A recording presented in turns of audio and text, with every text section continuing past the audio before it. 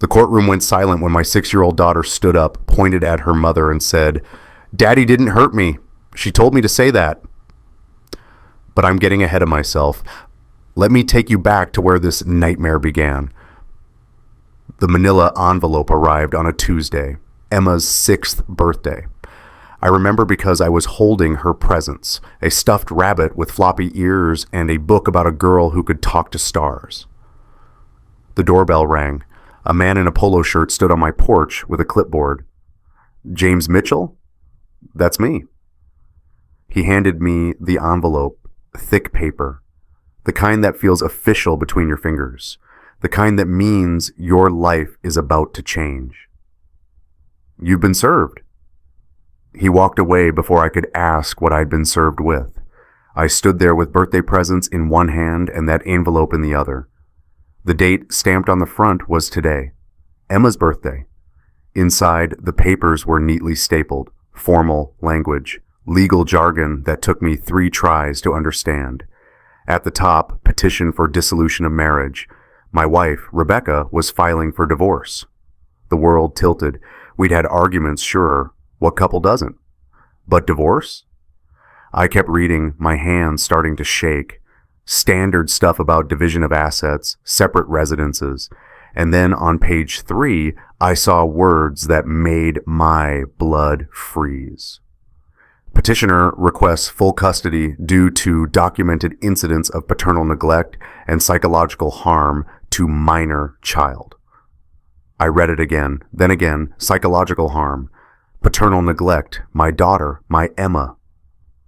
The birthday presents slipped from my hand. The stuffed rabbit landed face down on the porch. If you've ever had everything flipped upside down in a single moment, a phone call, a letter, a conversation that changed everything, just leave a below. By Thursday, I was sitting across from an attorney named David Reeves. His office smelled like old leather and coffee. He spread Rebecca's petition across his desk like autopsy photos. "Tell me about these incidents she's documented." "What incidents? There are no incidents." David slid a paper toward me. Rebecca's handwriting, a log, dates, times, descriptions. I scanned the entries. October 14th, 2023, 6:47 p.m. Subject locked minor in room for approximately 90 minutes. Child was crying when released. November 3rd, 2023, 8:15 p.m. Subject raised voice to minor, causing visible distress.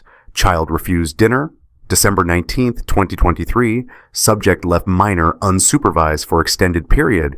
Minor found alone and frightened. "These are lies," I said. My voice came out strangled. I would never lock Emma in her room. I've never even raised my voice to her. David made a note. "Can you account for your whereabouts on these dates?" "I don't know. Maybe. October was months ago." He pulled out another document, photos, Emma crying in several shots, red-rimmed eyes, that heartbroken expression that kills you as a parent. "Do you recognize these photos?" I stared at them. Emma was crying, yes. But I'd never seen these moments. When had Rebecca taken these? What had been happening? "These could be from anything," I said. "Kids cry. She could have fallen off her bike or been upset about not getting dessert or, Mr. Mitchell," David's tone was gentle but firm, "in custody cases involving allegations of harm, the burden of proof shifts.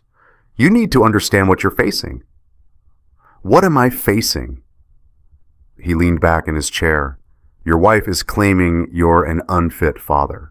She has a written log, photographs, and she'll likely have testimony from people who've observed Emma's behavior after time with you. The court will appoint a social worker to interview Emma. Emma will tell them the truth." Emma is 6 years old. David let that sit. 6-year-olds can be influenced, coached. I'm not saying your wife would do that, but she would, I interrupted. If she's lying about this, she would. The room felt smaller suddenly, the walls too close. "There's more," David said quietly. He handed me another document. It was a request for supervised visitation only.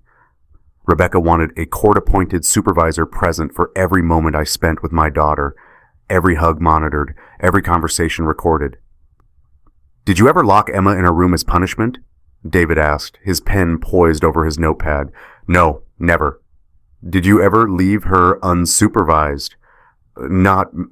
She plays in her room sometimes while I make dinner. That's not... How long?" "I don't know. 20 minutes, normal parent stuff." David made another note. The scratch of his pen felt like a verdict being written. The first supervised visit happened in a room that smelled like disinfectant and sadness. Beige walls, a table with coloring books, plastic chairs that squeaked. A woman named Mrs. Chen sat in the corner with a clipboard, watching us like we were specimens. Emma came in holding Rebecca's hand. When she saw me, her whole face changed, lit up like sunrise, and she started to run toward me. "Walk, please, Emma," Mrs. Chen said. Emma slowed, walked to me. I knelt down and pulled her into a hug, feeling how small she was, how breakable. "Hi, baby girl." "Hi, Daddy." Her voice was muffled against my shoulder. "I missed you so much." "I missed you too." I felt Mrs. Chen's eyes on us, every gesture scrutinized, every word potentially twisted into evidence against me. "Should we color?" I suggested. Emma nodded and climbed into a chair. I sat across from her. She picked a yellow crayon and started drawing a sun in the corner of her page. I watched her little hand move, concentrating so hard her tongue poked out. "What are you drawing?"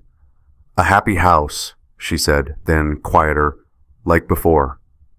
My chest tightened. "Yeah?" She nodded, adding a blue sky, careful yellow sun. But something was different about her, the way she glanced at the door, the way her shoulders hunched. "Emma, are you okay?" She looked at Mrs. Chen, then back at her drawing. "Mommy says I have to be careful." "Careful about what?" Another glance at the door. "Just careful." We colored in silence for a while. Emma drew 3 figures, her, me, and a space where Rebecca should be, but wasn't. She made the sky thick with clouds. Mrs. Chen checked her watch. 5 more minutes. 5 minutes with my daughter, supervised, monitored, treated like a threat. Emma suddenly leaned across the table, reaching for a purple crayon. In doing so, she slid the drawing toward me. Before Mrs. Chen could see, Emma whispered something so quiet I almost missed it. "Mommy practices with me." "What?" But she pulled back, went back to coloring normally. I stared at her, trying to understand. "Practices what?" The timer went off. "Visit over." Emma hugged me goodbye, and as she did, she pressed the drawing into my hand. When I looked at it later, I saw what I'd missed.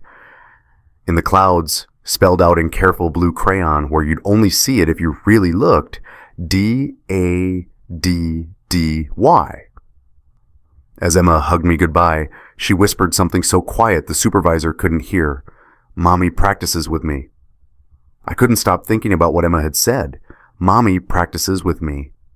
"Practices what?" I called my sister Jennifer that night. "October 14th, I said without preamble. "Do you remember what we did?" "Hello to you too, James." "I'm serious. October 14th, last year." I heard her tapping on her phone. That was my birthday party at the restaurant. You and Emma were there. Why?" My heart started pounding. "You're sure?" "Yeah, I have photos." Emma wore that blue dress with the butterflies. She helped blow out my candles. "James, what's going on?" October 14th, 2023, 6:47 p.m. The date Rebecca claimed I'd locked Emma in her room. The date she said Emma cried for 90 minutes while I kept her imprisoned. The date Emma was actually at a birthday party with 30 witnesses. "Jennifer, I need those photos." "Are you okay?" "No," I said honestly, but I might be soon. I started cross-referencing every date in Rebecca's log against my calendar, my credit card statements, anything with a timestamp. November 3rd, the night she claimed I made Emma cry by yelling at her. I had a receipt from the Children's Museum, Time-stamped at 7:45 p.m. We've been looking at dinosaurs. December 19th, the day she said I left Emma unsupervised and frightened. Emma had been at my sister's house all day. Jennifer had text to prove it. The pattern became clear. Every single incident Rebecca documented happened when Emma wasn't even with me. I made copies of everything. Credit card receipts, photos with date stamps, text messages with Jennifer. Emma's school attendance records, I requested them directly from the principal, a woman named Mrs. Rodriguez who'd taught Emma since kindergarten. When we met in her office, Mrs. Rodriguez looked uncomfortable. "Mr. Mitchell, I need to be honest. We received a call from your wife's attorney." My stomach dropped. About me? About Emma, asking about any concerning behaviors we'd observed, any signs of distress after weekends with you. And she folded her hands on her desk. I told them the truth. Emma has always been a happy, well-adjusted child, particularly engaged when you attend school events. You're one of the few fathers who volunteers for field trips, who shows up for parent-teacher conferences without being asked. Relief flooded through me. Thank you. But Mr. Mitchell, she pulled out a file. Something has changed recently. In the past 3 weeks, Emma has been withdrawn, anxious. She started this repetitive behavior, checking the door, looking for exits. The school counselor noticed she's been drawing the same picture over and over. What picture? Mrs. Rodriguez slid a drawing across her desk. 3 figures, a man, a woman, a small girl.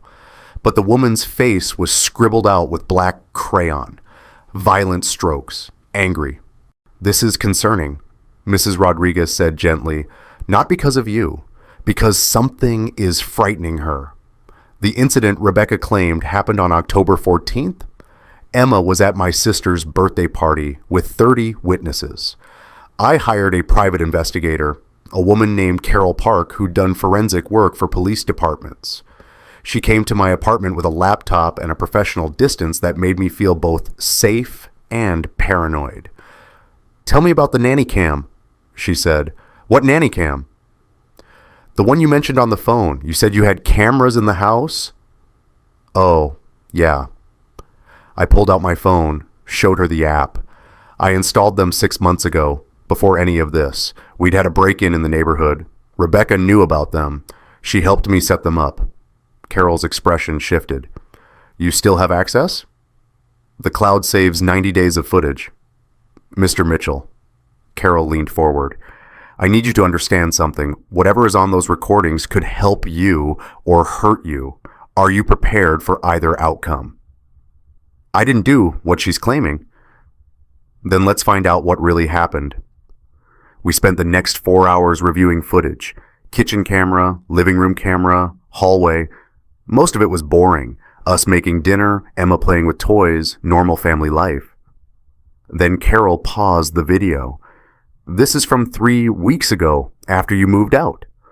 The timestamp read 7:34 p.m. Rebecca and Emma in the living room. Emma was sitting on the couch, Rebecca kneeling in front of her. Carol turned up the volume.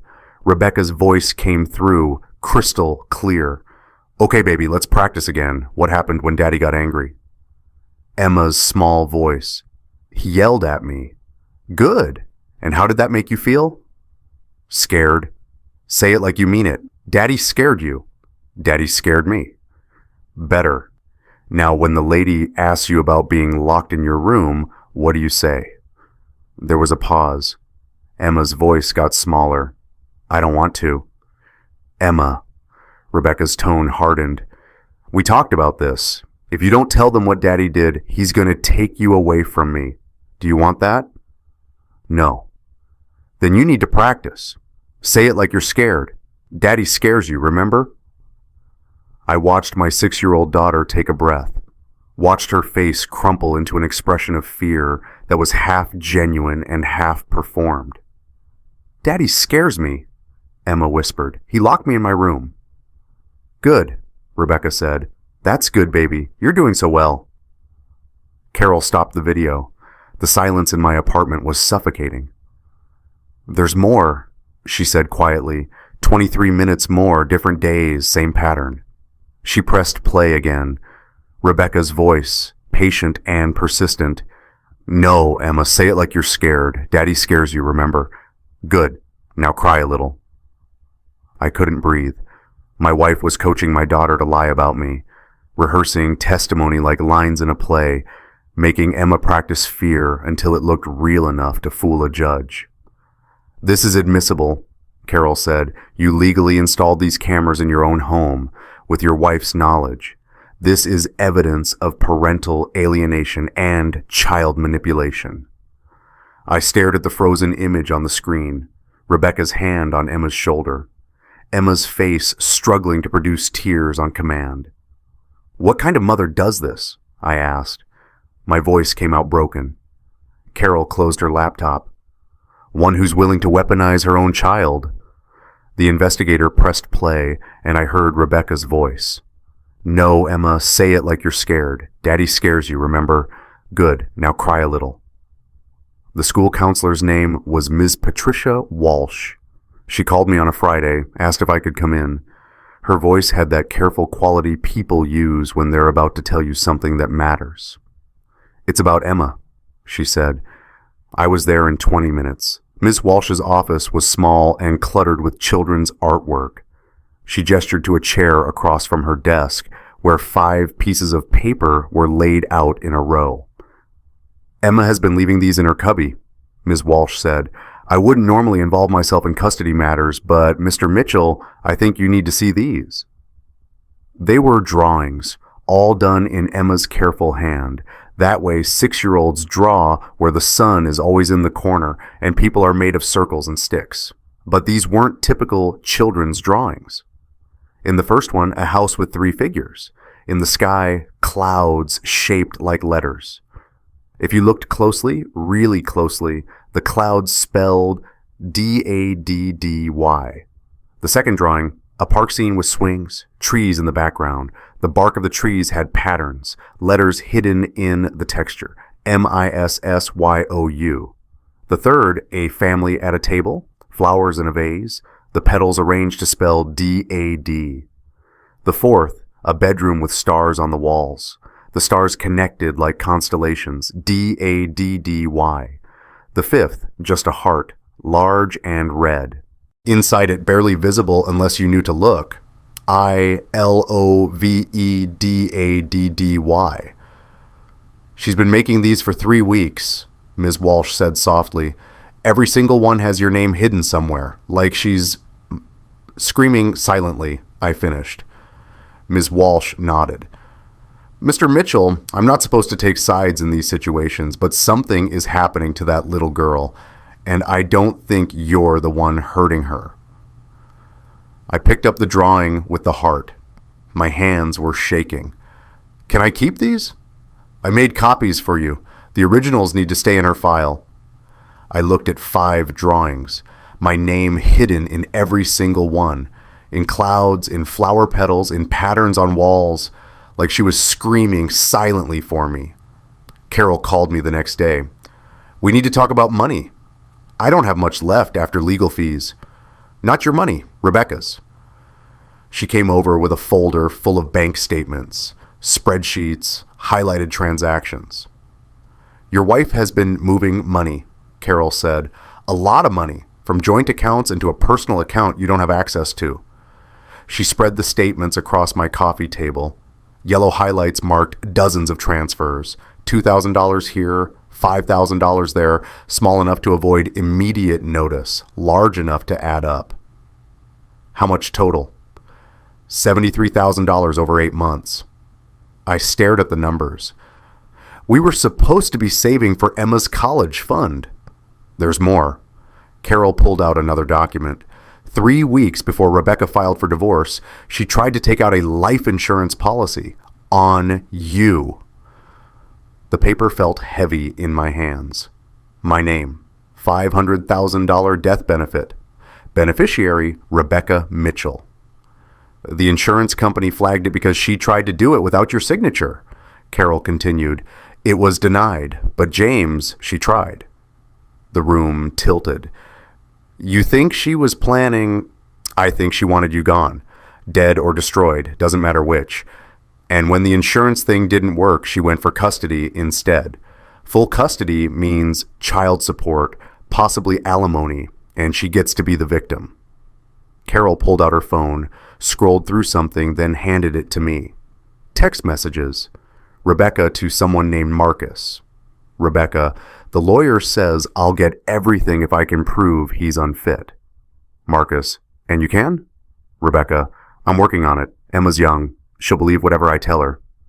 Marcus, what about after, when this is done?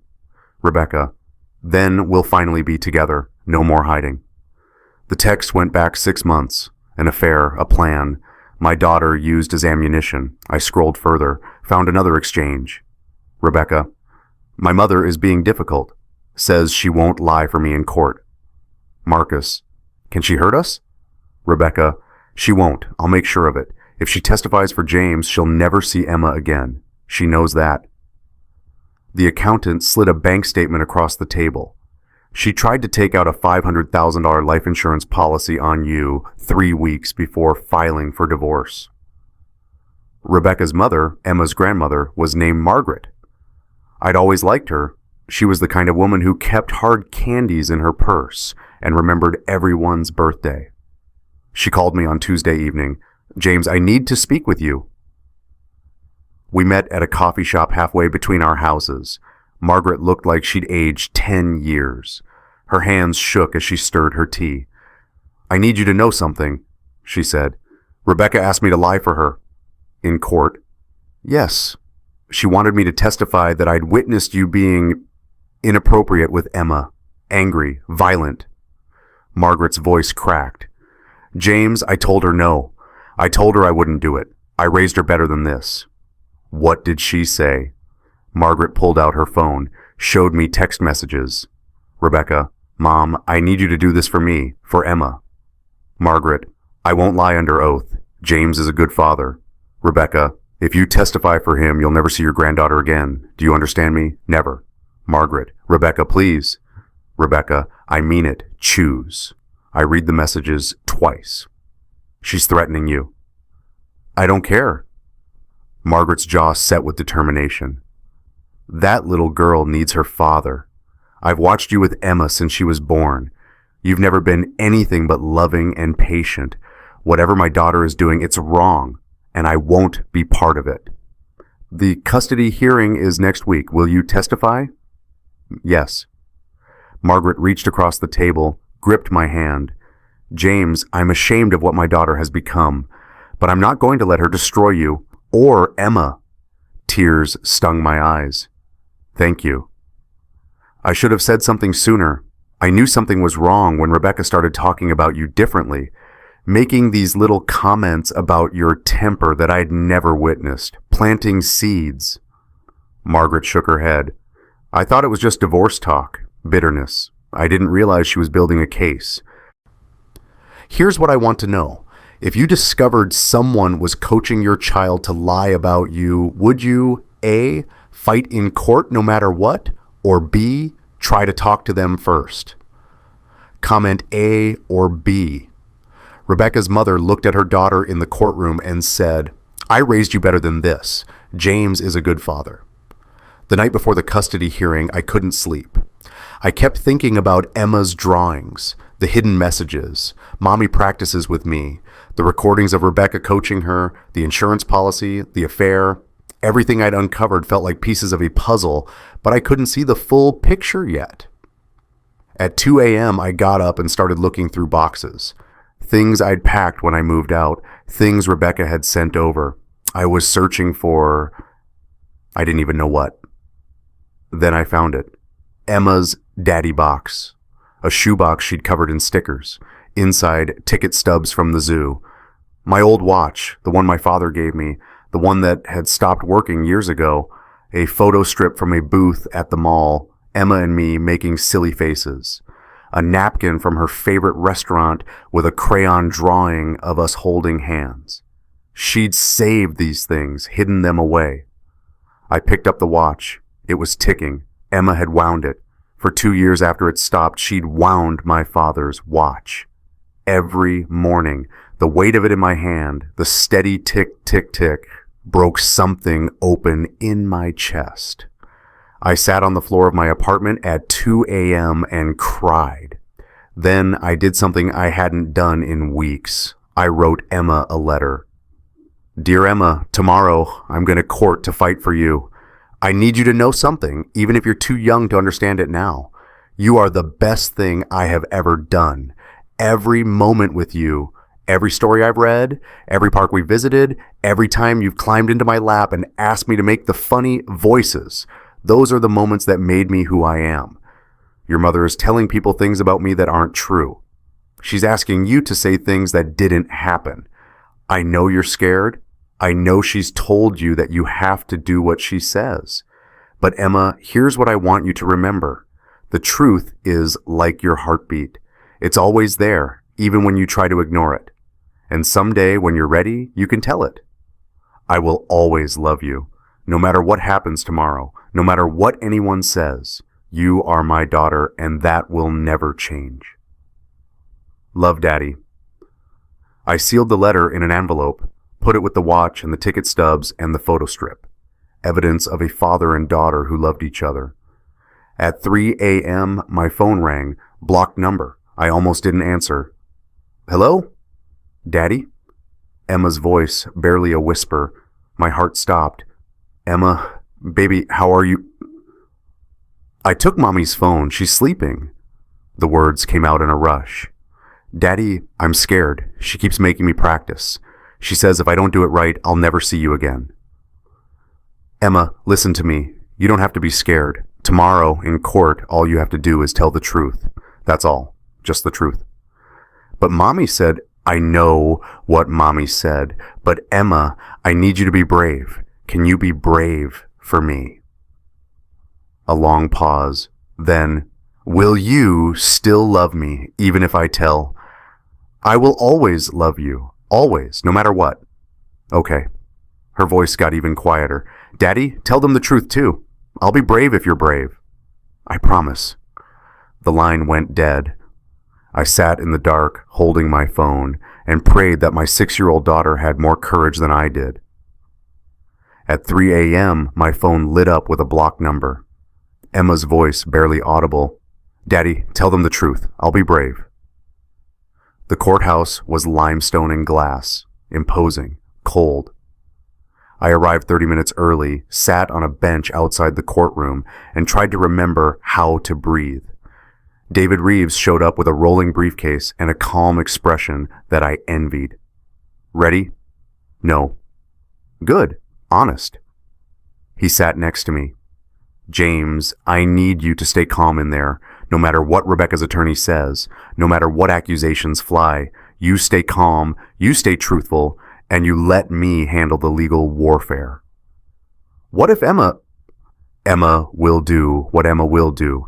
Children are unpredictable, but we have evidence, recordings, text messages, witnesses, bank statements, timeline contradictions. We have truth on our side. Is that enough? David was quiet for a moment. It has to be. The courtroom doors opened. We went inside. The room was smaller than I expected. Wood paneling, high ceilings, the judge's bench elevated like a throne. Rebecca sat at the plaintiff's table with her attorney, a sharp-dressed man named Thomas Graves, who looked like he'd never lost a case. Rebecca didn't look at me. The bailiff announced the judge. We stood. Judge Marianne Hendricks entered, a woman in her late 50s with silver hair and eyes that had seen every variation of human mess. Be seated. The custody hearing began. Thomas Graves stood for his opening statement. He buttoned his suit jacket and addressed the judge with practiced confidence. Your Honor, this case is straightforward. My client, Rebecca Mitchell, is seeking full custody of her daughter, Emma, with supervised visitation only for the father, James Mitchell.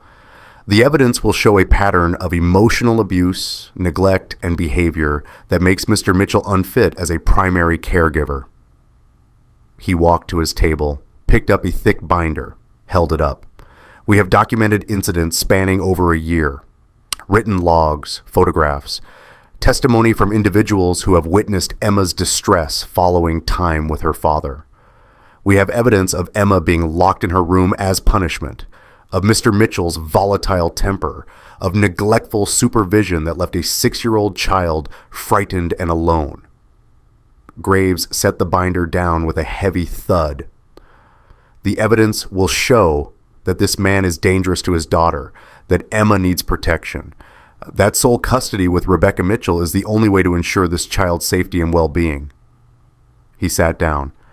Rebecca touched his arm, whispered something, a performance of the concerned mother. David stood. He didn't pick up any binders, didn't hold up evidence. He just stood there for a moment looking at the judge. "Your Honor," he said quietly, "the evidence will show something quite different. It will show that Rebecca Mitchell has spent months systematically coaching her 6-year-old daughter to lie about her father. That she has manipulated evidence, falsified timelines, and weaponized her own child in an attempt to achieve full custody, not for Emma's benefit, but for financial gain and to cover up an extramarital affair." Rebecca's attorney started to object, but David raised a hand. "We have video recordings of Mrs. Mitchell coaching Emma, audio of her telling Emma exactly what to say, how to cry on command, how to appear frightened. We have bank records showing financial motivation. We have timeline inconsistencies that prove Mr. Mitchell could not have committed the alleged incidents because he wasn't even present." David picked up a single manila folder from his table. Thin, simple. "Mrs. Mitchell's attorney has a thick binder. We have truth.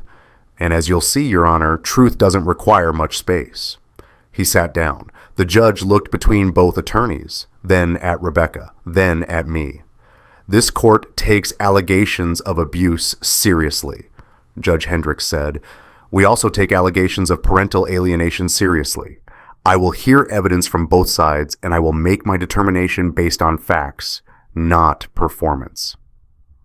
Her gaze settled on Rebecca for a long moment. Rebecca shifted in her seat. "Mr. Graves," the judge said, "call your first witness." Two versions of the same story, two lawyers, one truth. "Stay with me. What happens next changed everything." Rebecca's lawyer finished his opening by saying, "The evidence will show this man is dangerous." My attorney stood up and said, "The evidence will show this woman is a liar, and that child knows it." The first witness was Rebecca. She took the stand wearing a navy dress, conservative, maternal, her hands folded in her lap like she was praying. Thomas Graves walked her through her testimony. Rebecca's voice trembled in all the right places. "Tell us about the incident on October 14th, 2023, Graves said. "James came home angry. He'd had a bad day at work. Emma had left her toys out in the living room, and he just..." Rebecca's voice broke convincingly. "He grabbed her arm, dragged her to her room, and locked the door. I could hear Emma crying for 90 minutes, Your Honor, crying and begging to be let out. How did you respond?" "I tried to calm James down, but he told me to stay out of it. He said Emma needed to learn. When he finally opened the door, she was..." Rebecca wiped her eyes. She was shaking, terrified. David didn't object, just made notes. Graves continued. "And the incident on November 3rd? Dinner time, Emma didn't want to eat her vegetables. James started yelling, telling her she was ungrateful. His voice got so loud that Emma started crying, and then he sent her to bed without food." "Did Emma exhibit behavioral changes after these incidents?" "Yes. She became withdrawn, anxious. She'd flinch when James raised his voice. She'd have nightmares." Graves nodded sympathetically. "Mrs. Mitchell, why are you seeking full custody?" Rebecca looked directly at the judge. "Because I'm terrified for my daughter's safety. Because I can't keep sending her to someone who hurts her because she deserves better." "No further questions." David stood slowly, walked to the podium. He didn't look angry. He looked curious. Mrs. Mitchell, you testified that the incident on October 14th lasted 90 minutes, from roughly 6:47 p.m. until about 8:15 p.m.? Yes. And during this time, Emma was locked in her room, crying? Yes. And you were home, in the house? Yes, I told you. Just clarifying. David smiled. Your Honor, I'd like to enter Defense Exhibit A, photographs from Jennifer Parker's birthday party on October 14th, 2023. He passed copies to the judge, to Graves, and put images on a screen. Emma in a blue butterfly dress, at a restaurant, with a large group of people, timestamps visible on multiple phones, 6:30 p.m., 7:15 p.m., 8 just p.m. Mrs. Mitchell, can you explain how Emma was locked in her room crying while simultaneously attending a birthday party with 30 witnesses? Rebecca's face went pale. I must have gotten the date wrong. You must have. What about November 3rd, the dinner incident? What about it? Defense Exhibit B, credit card receipt from the Children's Museum. Date, November 3rd, 2023. Time, 7:45 p.m., signed by James Mitchell. Another image on the screen, the receipt, clear as day. Emma wasn't even home that evening, was she? These dates are just, let's try December 19th, the day you claim Mr. Mitchell left Emma unsupervised and frightened? David didn't wait for an answer. Defense Exhibit C, text messages between Mr. Mitchell's sister and Mr. Mitchell, December 19th. Emma spent the entire day at Jennifer Parker's house. Would you like to revise your testimony, Mrs. Mitchell? Rebecca's attorney stood, objection, badgering. Overruled, Judge Hendricks said. Her tone had shifted. Mrs. Mitchell, please answer the question. Maybe I wrote down the wrong dates. All of them? David raised an eyebrow. Every single incident you documented happened on dates when Emma wasn't in Mr. Mitchell's care. That's quite a coincidence. Silence in the courtroom. Let me show you something else, David said. Defense Exhibit D, video footage from Mr. Mitchell's legally installed home security system. The screen changed. Video footage. Rebecca and Emma in the living room. Audio played through the courtroom speakers. Rebecca's voice. Okay, baby, let's practice again. What happened when Daddy got angry? The courtroom was so quiet I could hear my own heartbeat. Emma's voice. He yelled at me. Good. And how did that make you feel? Scared? Say it like you mean it. Daddy scared you. The video continued. Rebecca coaching. Emma trying to perform fear. The judge's expression hardened with each passing second.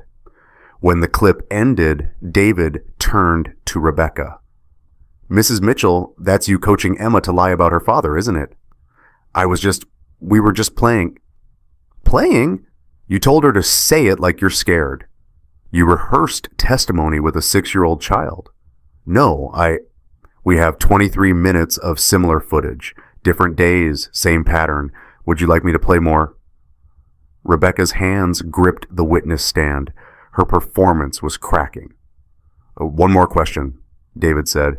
3 weeks before you filed for divorce, you attempted to take out a life insurance policy on your husband, $500,000, without his knowledge or consent. Why? How did you... The insurance company has records, Mrs. Mitchell.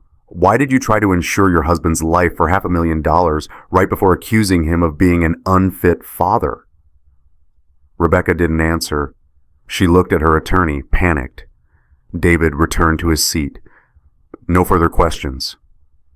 The judge looked at Rebecca like she was seeing her clearly for the first time.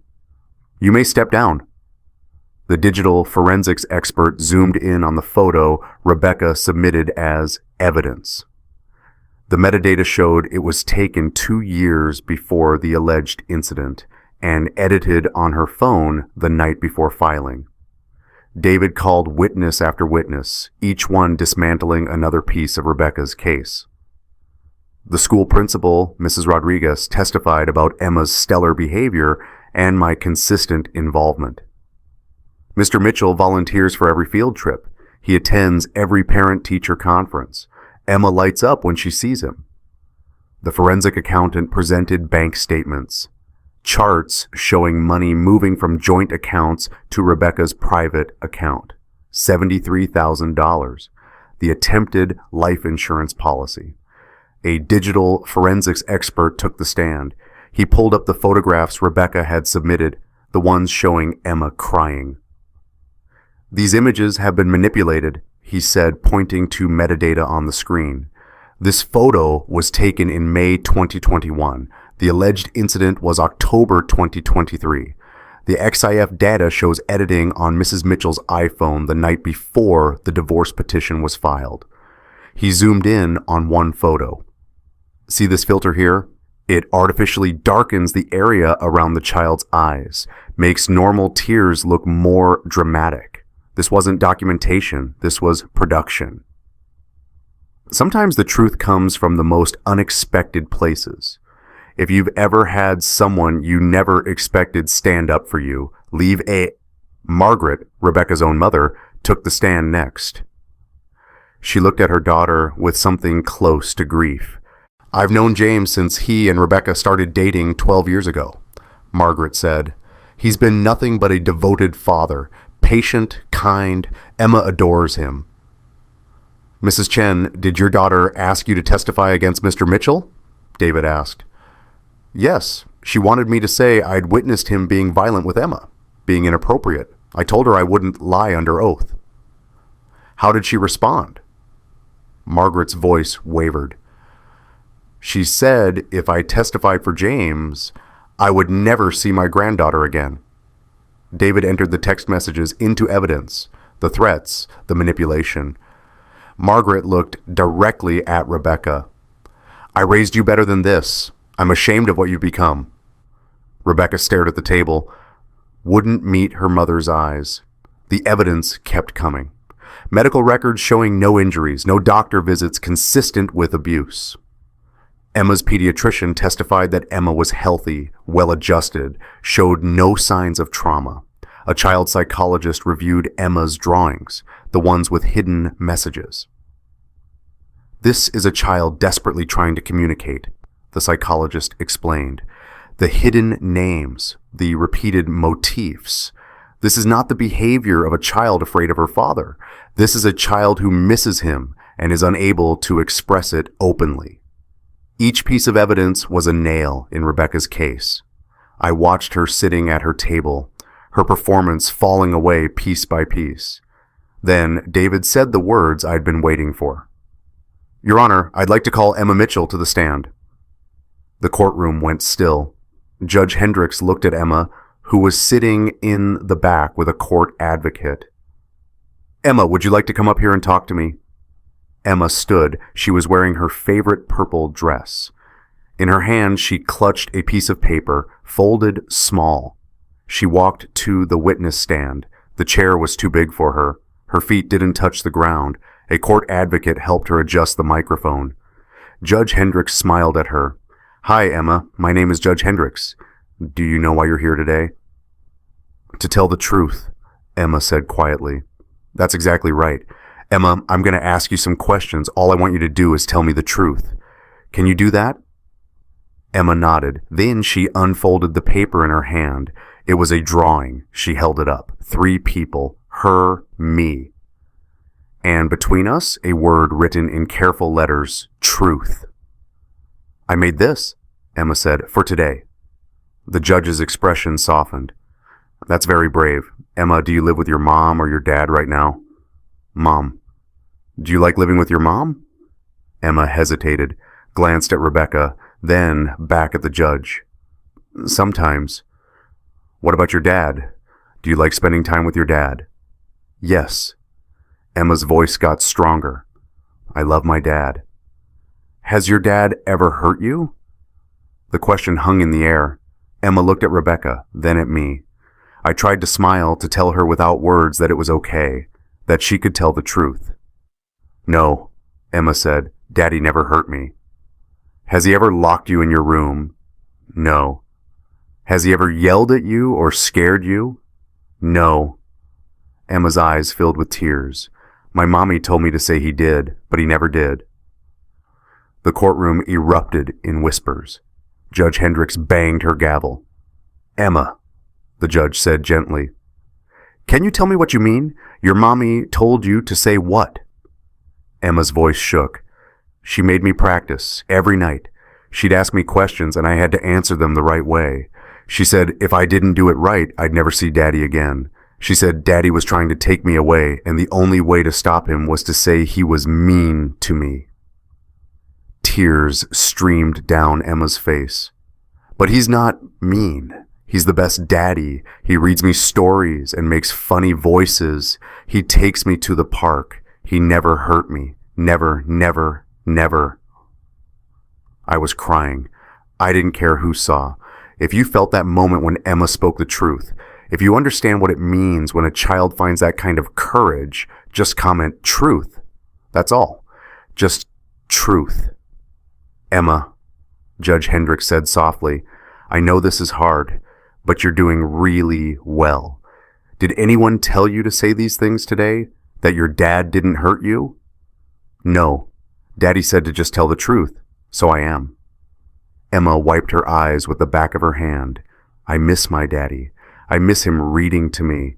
I miss him making funny voices. Mommy said if I told the truth, I'd never see him again. But I don't care anymore. I want my daddy back. Her voice cracked on the last word. The drawing trembled in her small hands. Your Honor, David said quietly, I have no further questions for this witness. Judge Hendricks looked at Thomas Graves. Counselor? Graves stood, then sat back down. No questions, Your Honor. What could he ask? What could he possibly say? Emma, you can step down now, the judge said. You were very brave today. Emma climbed down from the chair. She didn't go back to the advocate. She walked straight to me. I knelt down and she fell into my arms, sobbing. You did so good, baby girl, I whispered. So good.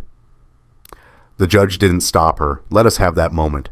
The judge asked Emma, did your father ever hurt you? Emma looked at Rebecca, then at me, and said, my mommy told me what to say, but I don't want to lie anymore. After a brief recess, Thomas Graves stood. Your Honor, I'd like to recall Rebecca Mitchell. Rebecca took the stand again. She looked smaller now, trapped. Mrs. Mitchell, her own attorney said, we've heard testimony that you coached your daughter, that you manipulated evidence, that you falsified dates and attempted insurance fraud. I'm giving you an opportunity to explain yourself, to tell your side. Rebecca's hands gripped the armrests. I was protecting my daughter. From what? From him. She pointed at me. From a man who was going to take her away from me. Did Mr. Mitchell ever threaten to take Emma? He didn't have to threaten. I knew he'd try to get full custody and I'd lose her. I'd lose everything. So you created false evidence? Rebecca's composure was cracking. I did what I had to do. Emma is my daughter, mine. I carried her for 9 months. I gave birth to her. I've raised her. He doesn't get to just take her. Mrs. Mitchell, you don't understand. Rebecca's voice rose. Emma is all I have. If she goes with him, I'm left with nothing. No daughter, no money, no... She stopped herself, but it was too late. No money? David stood. Your Honor, may I? Judge Hendricks nodded. David approached the stand. Mrs. Mitchell, you just said you'd be left with no money. What did you mean by that? I didn't... You filed for full custody knowing you'd receive child support, knowing you'd likely get the house, a significant portion of marital assets. This wasn't about Emma's safety at all, was it? This was about money. That's not true. And about Marcus. David pulled out more text messages. Your affair partner. The man you've been seeing for 8 months. The man you told, and I quote, once this custody thing is done, we'll finally be together. Rebecca's face went white. You wanted your husband gone, dead or divorced, didn't matter which, so you could be with your boyfriend and take everything James built. When the life insurance scheme didn't work, you weaponized your daughter instead. No! Rebecca stood up in the witness box. That's not... You can't... She's my daughter. Mine. Counselor, control your client. Judge Hendricks snapped, but Rebecca was spiraling. You don't understand what it's like. Everyone always praising him. James is such a good father. James is so involved. What about me? I'm her mother. I deserve... Mrs. Mitchell, sit down. Graves tried. No, Emma is mine. He doesn't deserve her. He doesn't. The bailiff moved forward. Judge Hendricks banged her gavel 3 times. Mrs. Mitchell, you will sit down and compose yourself, or you will be held in contempt. Rebecca sat, but her mask was gone. Everyone in that courtroom had seen who she really was. David returned to his seat. No further questions. Judge Hendricks looked at Rebecca with open disgust. You may step down. When they played the recording of Rebecca coaching Emma, she stood up and screamed, That's not... You can't... She's my daughter. The judge banged his gavel. Counselor, control your client. Judge Hendricks removed her glasses, rubbed her eyes. When she looked up, her expression was carved from stone. I've been a family court judge for 23 years, she said. I have seen parents at their worst. I have seen addiction, neglect, genuine abuse. I have seen people fight over children like they're property to be divided.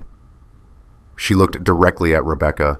But this, what I've witnessed here today, is one of the most egregious cases of parental alienation I have ever encountered. Mrs. Mitchell, you didn't just lie to this court.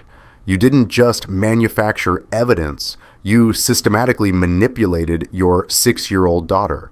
You coached her to fear her own father. You used her as a weapon to destroy a man who, by every account I've heard, has been nothing but a loving parent. Rebecca stared at the table. You have traumatized your child. You have stolen months of her life with her father. You have taught her that lying is acceptable if it serves your purposes. The damage you've done to Emma, to Mr. Mitchell, to the integrity of this court is profound. Judge Hendricks put her glasses back on. Custody of Emma Mitchell is awarded to James Mitchell, effective immediately. Mrs. Mitchell will have supervised visitation only twice monthly, for a minimum of 6 months. Both parents will participate in family therapy. Emma will have individual counseling to address the manipulation she's endured. She paused, looked at Emma, who was still sitting next to me. Emma, honey, you were very brave today. What you did, telling the truth when you were scared, that took real courage. You're going to live with your daddy now, and you're going to be okay. Emma buried her face in my shoulder. Furthermore, the judge continued, I am ordering an investigation into Mrs. Mitchell's conduct. This court does not take kindly to perjury, evidence tampering, and child manipulation. The district attorney will receive a full transcript of these proceedings. Rebecca's attorney leaned over, whispered urgently to her, This hearing is concluded. Judge Hendricks stood. Mr. Mitchell, take your daughter home. The courtroom erupted in motion, but I couldn't move, couldn't process. Emma was in my arms, crying, and we'd won. We'd actually won. The judge looked directly at Rebecca and said, In my 23 years on the bench, this is one of the most egregious cases of parental alienation I have witnessed. You weaponized your child. I carried Emma out of the courthouse into afternoon sunlight. She clung to me like she'd never let go. Daddy, are we going home? You're home? Yeah, baby girl, we're going home. Forever? Forever. Margaret met us on the courthouse steps. She hugged Emma, kissed her forehead, looked at me with tears in her eyes. Thank you for fighting for her, she said. Thank you for telling the truth. We stood there in the sunlight, 3 generations, broken and rebuilding. That first night back in my apartment, Emma was quiet.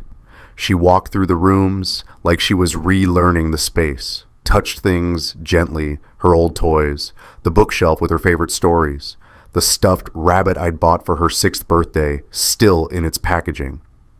"Can we open it now?" she asked. "Of course."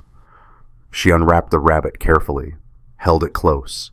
Then she turned to me with those big eyes that saw too much for 6 years old. "Daddy, is Mommy mad at me?" I knelt down. "No, baby. Mommy's not mad at you. Mommy made some bad choices. But none of that is your fault. Do you understand? None of it." She said I betrayed her. My heart broke. When? On the phone, last night, she called and said I betrayed her by telling. I pulled Emma into my lap. "Listen to me. You didn't betray anyone. You told the truth.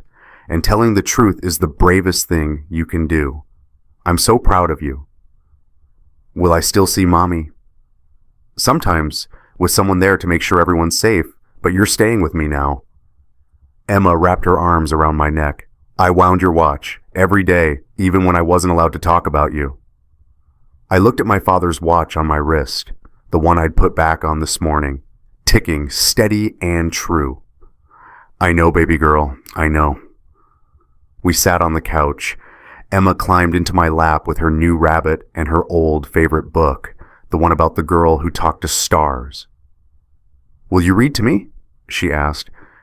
"The scary lady at the visit said you can't anymore, but you're here now." "I'm here now."